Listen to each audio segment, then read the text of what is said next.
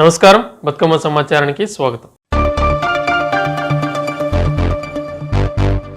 NTPC టౌన్షిప్లో పారిశుద్ధ్య విభాగంలో తొలగించిన 4 కాంట్రాక్ట్ కార్మికులను వెంటనే పనిలోకి తీసుకోవాలని డిమాండ్ చేస్తూ శుక్రవారం ఎన్టీపీసీ పర్మనెంట్ టౌన్షిప్లోని కాంట్రాక్ట్ కార్మికులు నిరసన చేపట్టారు. ఈ నిరసన కార్యక్రమానికి మద్దతుగా నిలిచిన ఐఎఫ్టీయూ నాయకులు చిలుక శంకర్ మాట్లాడుతూ ఎన్టీపీసీ టౌన్షిప్లో పారిశుద్ధ్య విభాగంలో పనిచేస్తున్న కాంట్రాక్ట్ కార్మికులు ఉదయం లేచినప్పటి నుండి టౌన్షిప్ను శుభ్రంగా సుందరంగా ఉండడంలో పనిచేస్తున్నారని, గత 30 సంవత్సరాలుగా వీరంతా అదే పనిచేస్తూ జీవనం సాగిస్తున్నారని, కానీ కొత్తగా వచ్చిన కాంట్రాక్టర్ రాజేశం అందులో నుండి 4 తొలగించడం జరిగిందని తెలిపారు. కాంట్రాక్టర్ మారగానే కొంతమందిని విధుల్లోంచి తీసేయడం సమంజసం కాదని, ఇంతకుముందు ఉన్న కార్మికులనే కొనసాగించాలని, కొత్తగా వచ్చిన కాంట్రాక్ట్ తన ఇష్టానుసారంగా కార్మికులను తొలగించడం మానుకోవాలని హితవు పలికారు. తొలగించిన 4 కార్మికులను వెంటనే విధుల్లోకి తీసుకోవాలని డిమాండ్ చేశారు. కాంట్రాక్ట్ కార్మికులు మాట్లాడుతూ ఇలా అర్ధాంతరంగా తమను విధుల్లోంచి తొలగించడం మూలంగా మా బతుకులు రోడ్డున పడ్డాయని ఆవేదన వ్యక్తం చేశారు. నాకు ఇచ్చిన దాని ప్రకారంగా నేను డ్యూటీలో పెట్టుకుంటా, నాకు ఎంతమందిని చేయమని ఇచ్చారో అంతమందిని పెట్టుకుంటా, మిగతా వాళ్ళందరినీ కూడా కాంటింజెన్సీ ప్రకారంగా నేను వాళ్ళని తొలగిస్తా అని చెప్పని ఒక ప్రయత్నం చేస్తూ ఉన్నారు. కాబట్టి దీన్ని మనం వ్యతిరేకించాలి. అట్లనే హెచ్ఆర్లో మాట్లాడితే ఏమంటున్నారు, ఏం కాదు వాళ్ళని అందరినీ యథావిధిగా కొనసాగిస్తే మీరు ఏం బాధపడిన అవసరం లేదని చెప్పని వాళ్ళు దాటేస్తా ఉన్నారు. ఇది నెల రోజుల నుంచి ఇదే కథ జరుగుతూ ఉంది. నిన్న కాంట్రాక్టర్ దగ్గరికి వెళ్తే కాంట్రాక్టర్ ఒకటి చెప్పిండు, మేము నాకు జూన్లో ఎంతమందిని తీసేయబడ్డ కార్మికులను వెంటనే, ఆపిన కార్మికులను వెంటనే, ఆపిన కార్మికులను వెంటనే, ఏరియర్స్ వెంటనే, సర్వీస్ వెంటనే, ఏరియర్స్ వెంటనే, 15 నెలల ఏరియర్స్ వెంటనే, కార్మికుల ఐక్యత.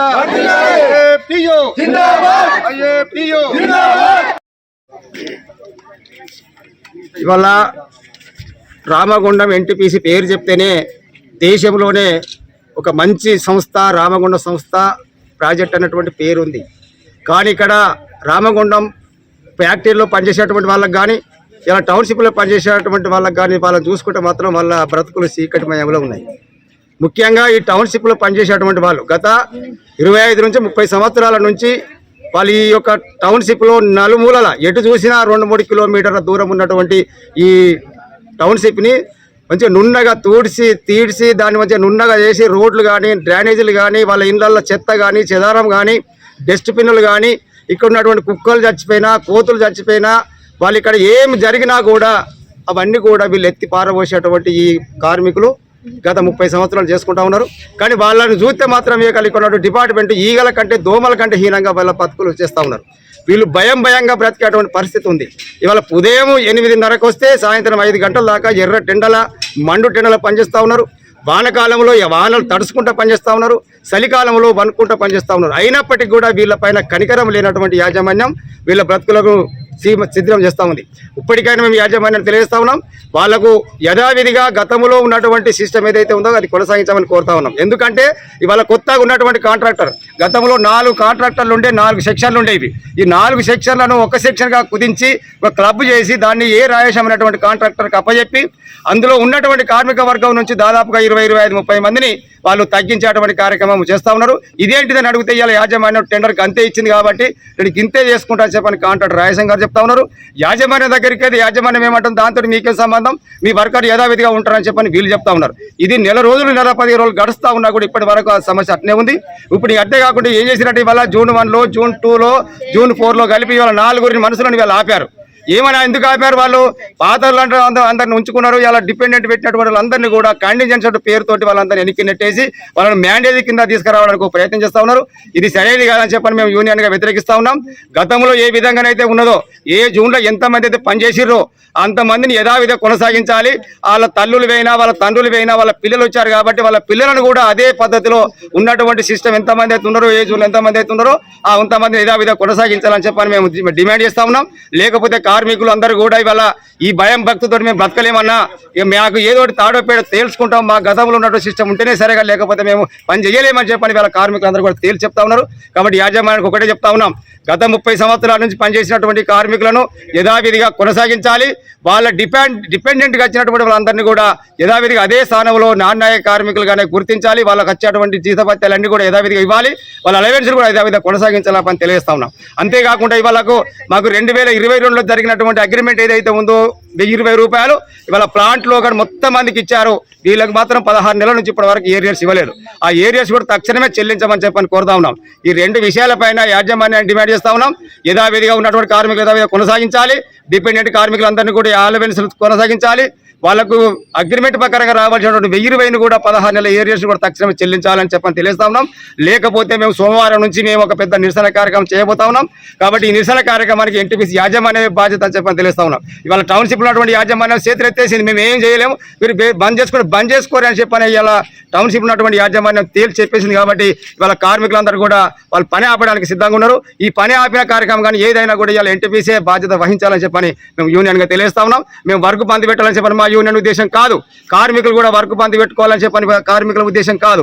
కానీ వాళ్ళకు రావాల్సినటువంటి అన్ని రాకపోవడంతో వాళ్ళు నిరసన కార్యక్రమం చేయవలసిన పరిస్థితి ఏర్పడతా ఉంది. కాబట్టి ఇప్పటికైనా యాజమాన్యం గుర్తించాలి. మీ టౌన్షిప్లో ఎంత పని చేస్తున్నారో మీకు తెలుసు. మీ ఇంటి చుట్టూ నున్నాగా చేస్తూ ఉన్నారు, మీ ఇంట్లో నున్నాగా చేస్తూ ఉన్నారు. మీ పిల్లలది కానీ మీ భార్యలది కానీ ఎవరిది ఎంత చండాలమైనటువంటి చెత్త చెదారం అంతా కూడా వాళ్ళు ఎత్తి పారవస్తూ ఉన్నారు. కాబట్టి వాళ్ళపైన కనికరం చెప్పి వాళ్ళు యథావిధిగా కొనసాగించాలి. వాళ్ళ జీతభత్యాలు ఇవ్వాలి, అలవెన్స్ కొనసాగించాలి, ఏరియర్స్ ఇవ్వాలి. తీసేవాళ్ళు ఆపినటువంటి కార్మికులు ఎవరైతే ఉన్నారో వాళ్ళు తక్షణమే వాళ్ళని డ్యూటీలోకి తీసుకోవాలని చెప్పని మేము డిమాండ్ చేస్తాం. లేకపోతే కార్మికులు తీసుకుపోయేటువంటి ఏ కార్యక్రమం అయినా కూడా ఏ చర్యకైనా కూడా ఎన్టీపీసీ యాజమాన్య బాధ్యత వహించవలసి ఉంటుందని చెప్పని ఈ సందర్భంగా తెలియజేస్తా ఉన్నాం.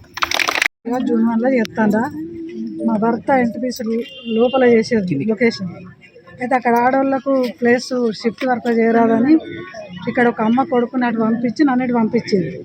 3 సంవత్సరాల నుంచి చెప్తే ఈ రాయసం సార్ టెండర్ వచ్చిన వల్లే నువ్వు ఇంటికి రమ్మని కలవమని చెప్పింది సూపర్వైజర్. చెప్తే ఇంటికి 2 సార్లు 3 సార్లు అయితే కలవలేదు. మళ్ళీ ఒకసారి కలవడం జరిగింది. ఆ సార్ దగ్గరకు ఈ సార్ దగ్గరకు పోమంటాడు. మరి ఆ సార్ ఏమనుకుంటాడో, ఈ డిపార్ట్మెంట్ ఏమనుకుంటుందో, ఎంతవరకు న్యాయం చేయాలి. నాకు ఒకతే అబ్బాయి, నేను చెప్తానే లెక్క, ఇంకా మాకు తెచ్చేవారు ఎవరు లేరు. నా భర్త ప్లేసులనే నేను ఉన్నా. మరి ఈ సార్లు అందరూ, ఈ లక్కిరెడ్డి సార్ అయితే అసలు ఇక రానియాడు, బయటకు పంపించడే. ఒక 2 నిమిషాలు మాట్లాడిన వాళ్ళే నేనేం చేస్తానమ్మా, నాకేమున్నది, నాకేం తెలియదు పో, ఆయన బెల్లు కొట్టుడు, ఆయన వచ్చి అమ్మ నువ్వు పోతే నన్ను తిడతాడు అని లక్కిరెడ్డి సార్ అంటాడు. రాయసం సార్ దగ్గర పోమ్మని ఈయన చెప్పుడు, రాయసం సార్ లక్కిరెడ్డి అటు పోమ్మడు. ఈ రెండింటి మధ్యలో జీవితం నెల అయిపోతుంది. ఇక మరి ఇట్లనే తీసుకోకపోతే ఇంకా నన్నే కాకుండా ఇంకా 20-30 మందికి హానికరమే ఉన్నది. కాబట్టి సోమవారం నుంచి బందోబస్తుగా జరుగుతుంది. జాగ్రత్తగా ఆలోచించి తీసుకోవాలి డిపార్ట్మెంట్ సార్. చేసింది ఆమె డ్యూటీ నేను 7 సంవత్సరాల నుండి చేస్తాను టౌన్షిప్లో, జూన్ 2లో. ఇప్పుడు ఈసారి ఎప్పుడు వచ్చినా కూడా తీసి పక్క పెడతాడు మమ్మల్ని. మాకు జీవనోపాధి లేదు, నాకు కొడుకు, నాకు భర్త లేడు, మా అత్తమ్మ లేదు, నా కొడుకును పట్టుకొని బతుకుతాన్నా. గత సంవత్సరం కూడా తీసేస్తే నేను బయట చిన్న పనులు చేసుకుంటూ ఉన్నా, ఊడ్చుడు, బయట గిన్నెలు దోమపోయినా. నన్ను ఈసారి మాత్రం ఇట్లా చేస్తే మాత్రం సార్ నేను ఈ డిపార్ట్మెంట్ ఇక్కడ వచ్చే ఆఫీస్లో నేను ఏదో ఒకటి చేసుకుంటా. నాకు బయట బతుకు తెరువు లేదు. నా కొడుకు షుగర్ పేషెంట్, నెలకు 4,000 రూపాయల మందులు కావాలి. నాకు ఈ జీతం నేను గత చేసిన అప్పుడు కూడా 8,000 9,000 కంటే ఎక్కువ జీతం తీసుకోలే. ఇక ముందు ఇట్లా జరిగితే మాత్రం నాకు ఎక్కడ బతుకు తెరువు లేదు సార్. నాకు ఏదో ఒకటి చేయండి ఖచ్చితంగా. నేను బయట నుండి రాలే, మా అత్తమ్మ 32 సంవత్సరాలు చేసి ఆమె కింద ఆమె తరఫున నేను వచ్చిన, వారసత్వంగానే వచ్చిన. ఇక నేను సావా బతుక ఇది ఒక్కటి ఈ టెండర్ తేలాలి ఖచ్చితంగా. వచ్చిన వాళ్ళు ప్రతి ఒక్కరు పక్కన పెట్టేస్తారు నన్ను. గత 30 సంవత్సరాల నుంచి నేను పనిచేస్తున్నాను. గడ్డి కొట్టుడు, ఊడ్చుడు, కాలువలు తీసుడు, డస్ట్బిన్ తీసుడు, ఎవరికైనా పెళ్లిళ్ళ అక్కడ చేసుడు, ఫంక్షన్ల అక్కడ చేసుడు, అన్ని విధాల వాసన కంపు. మీరు చెప్తాంటే మీకు శాతం అయితే లేదు. మీరు మీ మనసులోని మీ బిడ్డలు పెట్టుకోరి, మీ కొడుకులను పెట్టుకోరి, అలా డిపెండెంట్గా నన్ను తీసుకొని ఇప్పుడు పొలిగిస్తాం, మీకు లేదు పని అని వాళ్ళని పక్కకు పెట్టుడు, మమ్మల్ని బెదిరించుడు, కాంట్రాక్ట్ అట్లా మాట్లాడు, డిపార్ట్మెంట్ ఇట్లా మాట్లాడు, కాంట్రాక్ట్ చేతులు ఎత్తారు, మీరు ఏం చేసుకుంటారో చేసుకోరి, మాకు సంబంధం లేదు. మాకు ఇచ్చింది డిపార్ట్మెంట్ ఇట్లా ఇచ్చింది, మాకు మేము అంతవరకే తీసుకుంటాం, మాకు పని లేదు, మీ దగ్గర మీకు మేము పని ఇయ్యం ఏమి ఇయ్యం అని మాట్లాడుతారు. మరి ఇన్ని ఎండ నుంచి 30 ఏళ్ళ నుంచి మేము చేసుకుంటూనే వస్తాను. మేము కష్టం ఎండలా కష్టపడతాను, వానలా కష్టపడతాను. మా కష్టం అంతా తెలుసు, డిపార్ట్మెంట్కు తెలుసు, కాంట్రాక్ట్కు తెలుసు, అందరికీ తెలుసు. కానీ తెలియనట్టు చేతులు ఎత్తేస్తారు. ఇప్పుడు మాకు 16 నెలలది ఏరియాస్ కూడా రావాలి. ఆ ఏరియాస్ ఇప్పియాలి, మాకు ఏరియాస్ రావాలి. మా తీసేసిన వాళ్ళని పనులకు తీసుకోవాలి. వాళ్ళని తీసుకోకుంటే ఇంతకుముందు ఏం చేయాలనో అది కూడా మేము చేస్తాం. ఇప్పుడు వచ్చే 5 సార్లు తీసుకుంటలేదు. అంతకుముందు 35 సంవత్సరాలు నేను చేసిన. ఇప్పుడు వద్దని అంటారు. మరి మేము ఎట్లా బతకాలి సార్? మా అమ్మ ప్లేస్ లేదు. మా అమ్మ చేస్తే నేను వచ్చిన వారసత్వం నుంచి లేబర్ అంతా అలసిపోయి అది కాంట్రాక్ట్లు ఈ శాతం అయితే లేదని వాళ్ళని తీసేసి ఇండిపెండెంట్గా పెట్టుకొని ఇప్పుడు వాళ్ళకు పని లేదని ఈ తీసేయటం, ఒక జూన్ 2ల 2, జూన్ 1ల 1, జూన్ 4ల 1 ఇట్లా మొదలు చేసి మిగతా వాళ్ళని కూడా ఇవాళ రేపటి నుంచి మొదలవుదామా అనే దాని మీద అనిపిస్తాను సార్. తీసేసే విధానం మొదలు పెడతారు. ఇక మరి కాంట్రాక్ట్ దగ్గరికి పోతే ఆయన లెక్క చేస్తలేడు, మేనేజ్మెంట్ దగ్గర పోతే ఆయన మాకు సంబంధం లేదంటారు.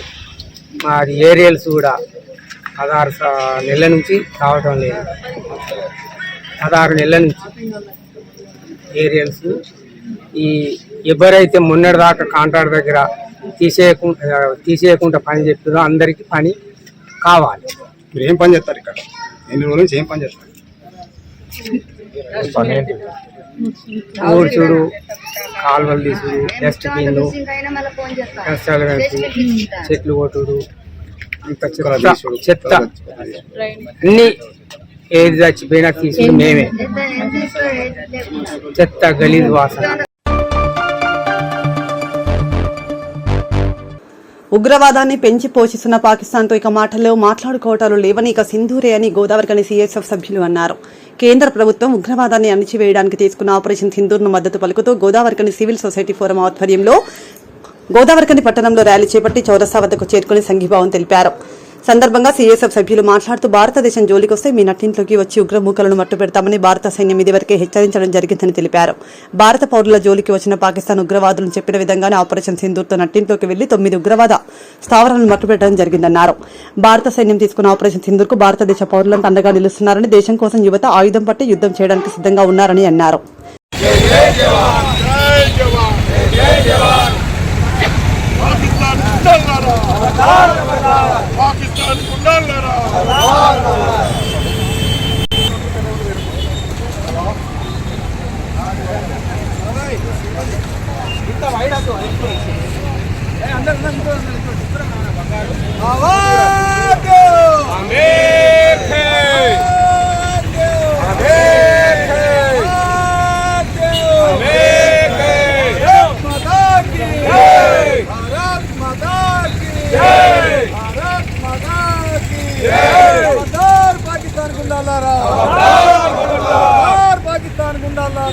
भारत माता की जय, जय जवान, जय जवान, जय जवान, जय जवान, जय जवान, जय जवान, जय जवान, जय पाकिस्तान गुंडालारा, खबरदार खबरदार, खबरदार पाकिस्तान गुंडालारा, खबरदार खबरदार, खत्म खत्म उग्रवादानी, खत्म खत्म उग्रवादानी, आर्मी को नाम उग्रवादानी, आर्मी को नाम मातरम, वंदे मातरम, मेरा भारत महान, मेरा भारत महान, मेरा भारत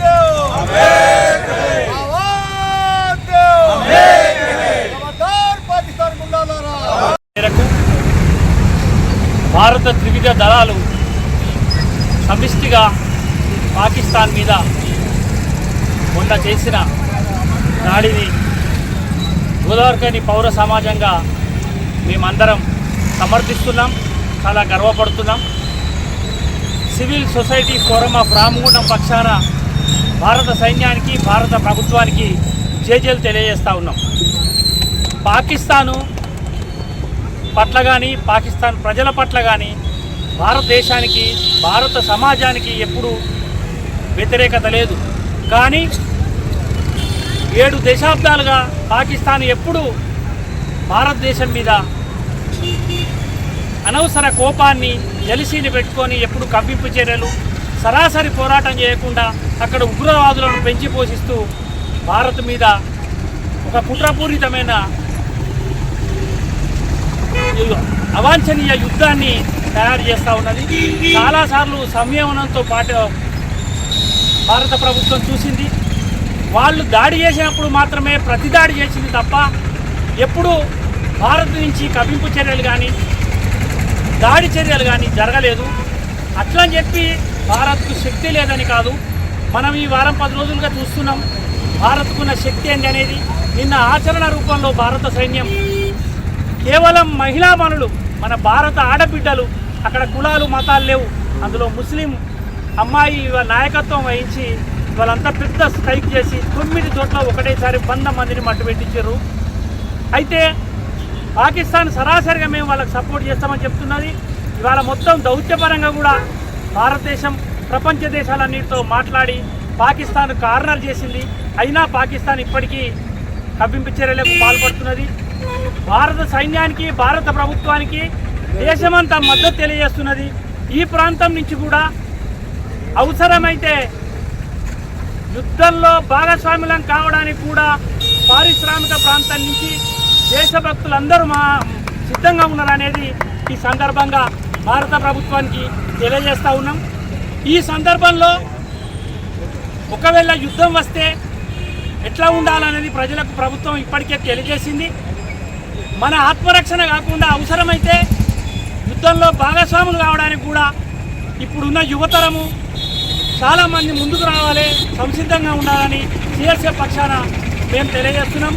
మేము మొత్తంగా ఎప్పుడు ప్రభుత్వం ఏ నిర్ణయం తీసుకున్నా తక్షణమే స్పందించడానికి సిఎస్ఎఫ్ సిద్ధంగా ఉన్నదని కూడా తెలియజేస్తూ ఉన్నాం. మొన్న కాశ్మీర్ దాడి తర్వాత రిటైర్ అయిన కాశ్మీర్లో ఉన్న 1,10,000 మంది వృద్ధులు కలిసి ఇట్లాగే మాకు ఆయుధాలు ఇవ్వండి, మేము ఫైట్ చేస్తాం, సైన్యం అవసరం లేదని చెప్పింది. అట్లా మొత్తం ఇవాళ చాలా ఉద్విగ్నంగా చాలా కోపోద్రిక్తులుగా ఉన్నారు.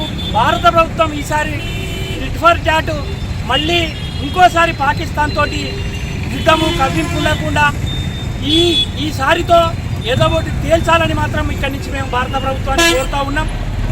పాకిస్తాను భారత్లో భాగమే. దేశం స్వతంత్రం వచ్చినప్పుడు అనివార్య కారణాల వల్ల వేరుపడ్డది. మళ్ళా భారతదేశంలో భాగమైన పాకిస్తాన్ను భారత్లో విలీనం చేసేదాకా భారత ప్రభుత్వం భారత సైన్యం అట్లాంటి చర్యలకు పూనుకోవాలని, అందుకు భారత ప్రజలందరూ సిద్ధంగా ఉన్నారని మా పక్షాన కూడా మేము సిద్ధంగా ఉన్నామని తెలియజేస్తున్నాం. భారత సైన్యం త్రివిధ దళాలు ఎంత ఇంటలెక్చువల్గా ఎక్కడ కొట్టాలనో అక్కడ మాత్రమే కొట్టి పాకిస్తాన్ పౌరులకు ఒక్కళ్లకు కూడా చిన్న హాని చేయకుండా, అంటే ఒక బాధ్యతాయుతమైన దేశము, ఒక బాధ్యతాయుతమైన సైన్యము ఎట్లా ఉండాలో ఇవాళ ప్రపంచ దేశాలకు తెలియజేసే విధంగా ఇవాళ భారత ప్రభుత్వం కానీ సైన్యం కానీ వ్యవహరిస్తూ ఉన్నది.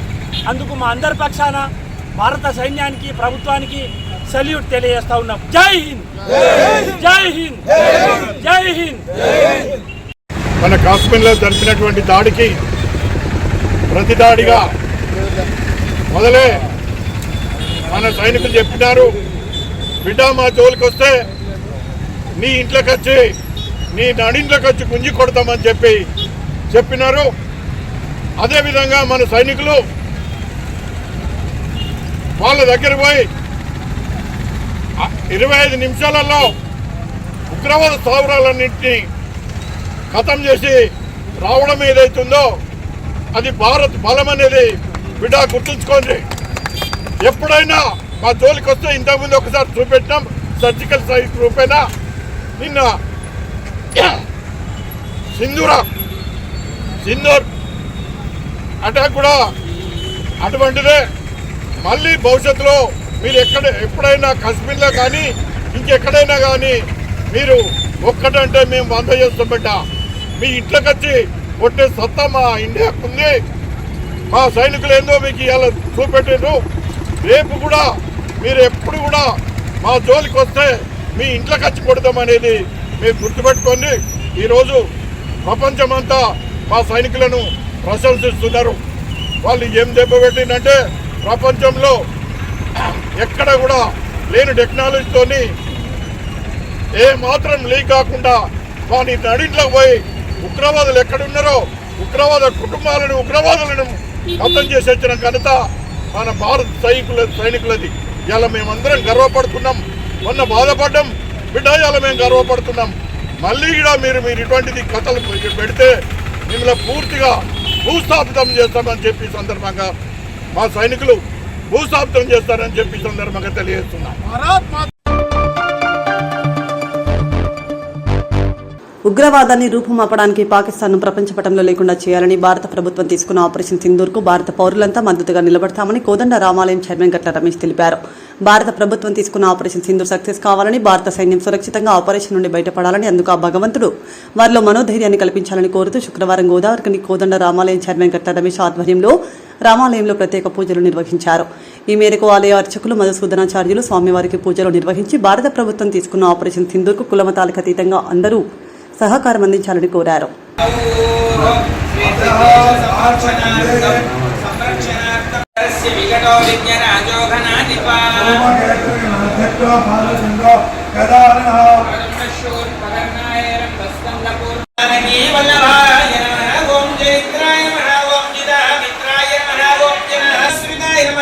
కౌసల్యాయ నమః. ఓం కరద్వం శూన్యే నమః. ఓం వీరాధబడ పండితాయ నమః. ఓం విభీషణ ప్రతిష్ఠాత్రిణే నమః. ఓం హరకోరండ కండనాయ నమః. ఓం సప్తదాల ప్రవేత్రిణే నమః. సక్రియాయ నమః. ఓం భూషణ త్రిశోత్రిణే నమః. ఓం త్రిమూర్తవే నమః. ఓం త్రిగణాత్మికాయ నమః. ఓం త్రిలోకాత్మనే నమః. ఓం పుణ్యచారిత్రక కీర్తనాయ నమః. ఓం త్రిలోకరక్షకాయ నమః. ఓం ధ్వనినే నమః. దండకారణ్యకాంతాయ నమః. ల్యాశాప విమోహిన్యే నమః. ఓం పితృభక్త వికటో విజ్ఞరాజోఘనాధిపా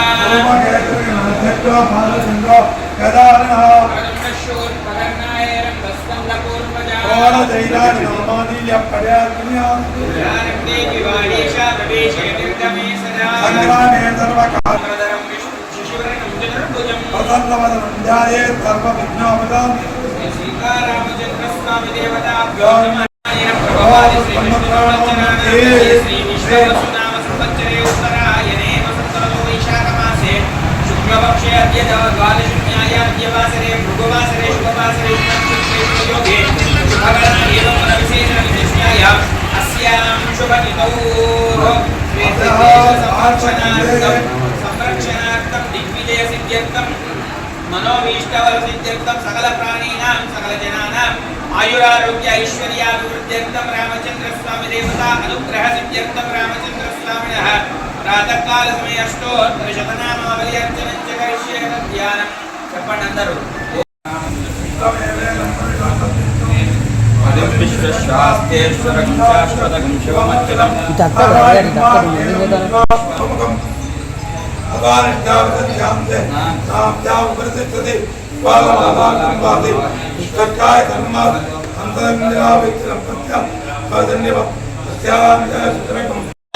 వల్లభాయ నమః. ఓం జయత్రాయ నమః. ఓం జిదామిత్రాయ నమః. ఓం జనశ్రితాయ నమః. ఓం కౌసల్యాయ నమః. ఓం కరద్వం శూన్యే నమః. ఓం వీరాధబడ పండితాయ నమః. ఓం విభీషణ ప్రతిష్ఠాత్రిణే నమః. ఓం హరకోరండ కండనాయ నమః. ఓం సప్తదాల ప్రవేత్రిణే నమః. సక్రియాయ నమః. ఓం భూషణ త్రిశోత్రిణే నమః. ఓం త్రిమూర్తవే నమః. ఓం త్రిగణాత్మికాయ నమః. ఓం త్రిలోకాత్మనే నమః. ఓం పుణ్యచారిత్రక కీర్తనాయ నమః. ఓం త్రిలోకరక్షకాయ నమః. ఓం ధ్వనినే నమః. దండకారణ్యకాంతాయ నమః. ల్యాశాప విమోహిన్యే నమః. ఓం పితృభక్త పహల్గాం దాడికి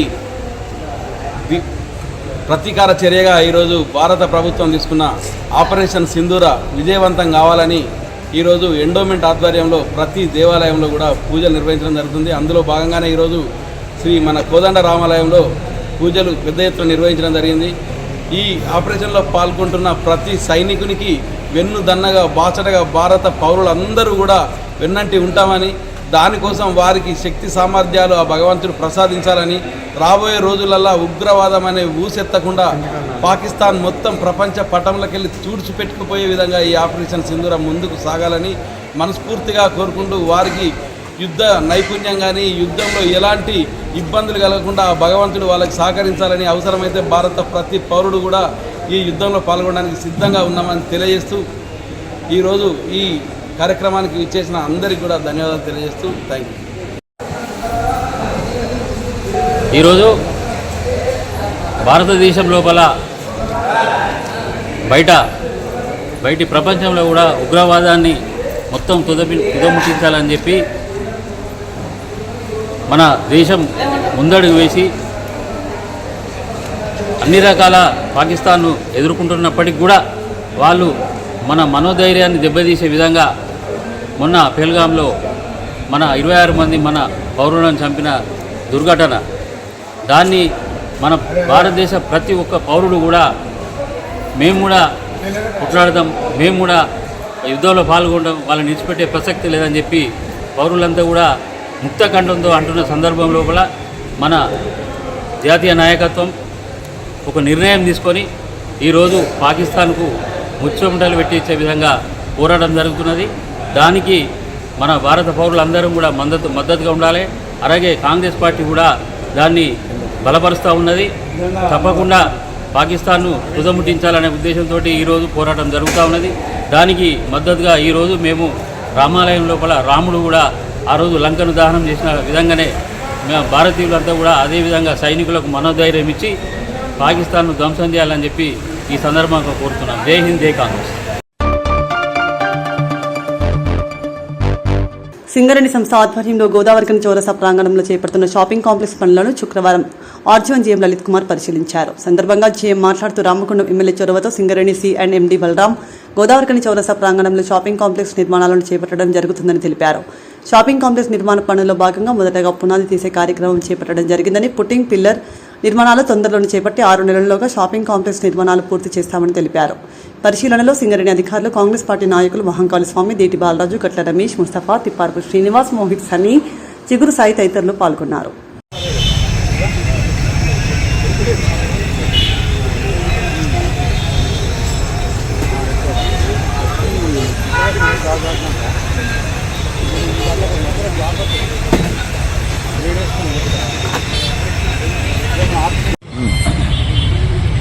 అందరికీ నమస్తే. గోదావరి ఖండ్లో ఆర్జీ1 ఏరియాలో లక్ష్మీనగర్ చౌరస్తాలో సింగరేణి షాపింగ్ కాంప్లెక్స్ పనులు గౌరవ ఎమ్మెల్యే గారి ఆధ్వర్యంలో శ్రీ బలరాం నాయక్ గారి ఆదేశాల మేరకు శరవేగంగా జరుగుతున్నాయి పనులన్నీ. ఆల్రెడీ ఫౌండేషన్లు కూడా తొందరలోనే, ఫౌండేషన్ వేసే కార్యక్రమం తొందరలోనే మొదలు పెట్టబోతున్నాం. పునాదులు తీసే కార్యక్రమం నడుస్తున్నది. ఇప్పుడు వచ్చే 6 నెలల్లోనే ఎక్కువ ప్రగతి అయ్యేటట్టుగా కనబడుతున్నది. దాన్ని పరిశీలించడం కోసం రావడం జరిగింది. నమస్తే.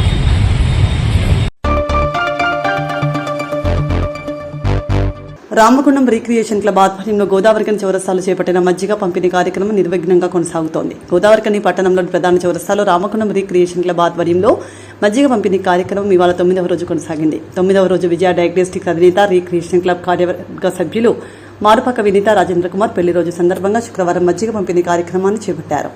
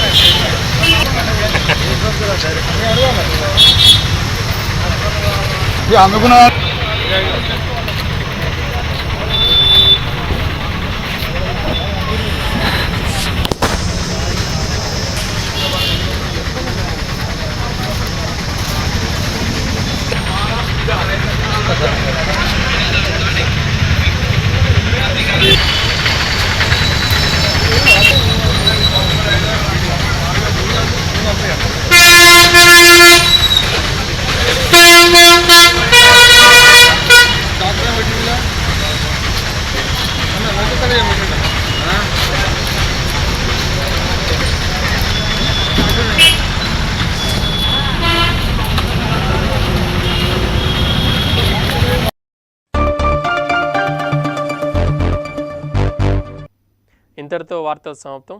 నమస్కారం.